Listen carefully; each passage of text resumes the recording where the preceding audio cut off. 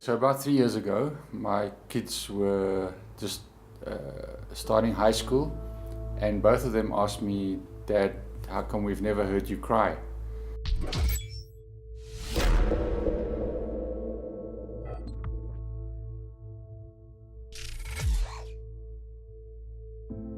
And about 6 months later, we went on holiday up on a mountain. The first night there, had some funny feelings just before we had dinner, and Google was saying, yeah, this seems to be like a heart attack.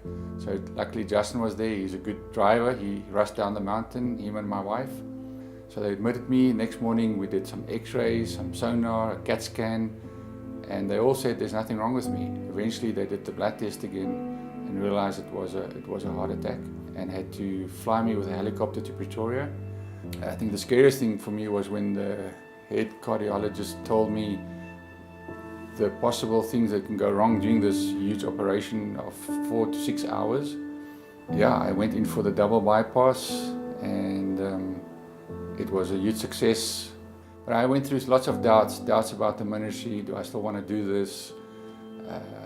Went through periods where I was angry with God, and then after a year of recovery and getting back into things, the renters asked us to move a region from the east of Johannesburg to the west side. I fell and actually had a bit of an injury on my hip for a couple of months. One day I couldn't even walk anymore. I was crawling from the pain, and so my wife took me to the doctor.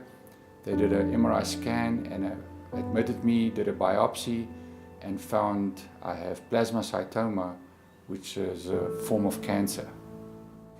Finding out that Ivor had cancer after the heart attack, the double bypass, the move here, and the emotional time it's been for the family, it was very overwhelming. I came home that night and I just cried and cried and cried, and I thought, okay, this is new, what do we do now? So many times where I just cried the whole day. So in 2.5 years, I've definitely cried more than 49 years of my life. And so as the song talks about, that God actually collects all our tears in a bottle, I think mine was pretty much empty when all this started, and was quickly filled up by all the tears I've shed. Just after we moved regions, my kids by that time had each studied the Bible with different people about 2 or 3 times, just never connected with God. And it was only after the heart attack and seeing me cry and how we responded to all of this that they finally both became Christians in the same year.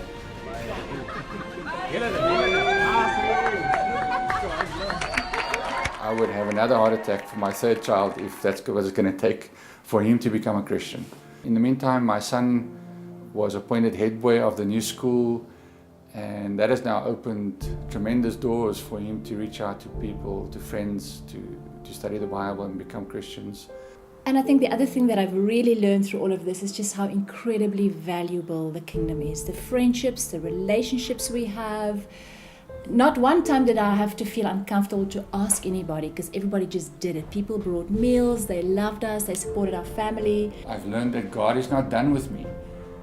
That even though God has done great things in the last 20 or 30 years, I believe God has, our best days are ahead of us. Amen. God wants to use us until we die one day. And God can do greater things than we can even ask or imagine.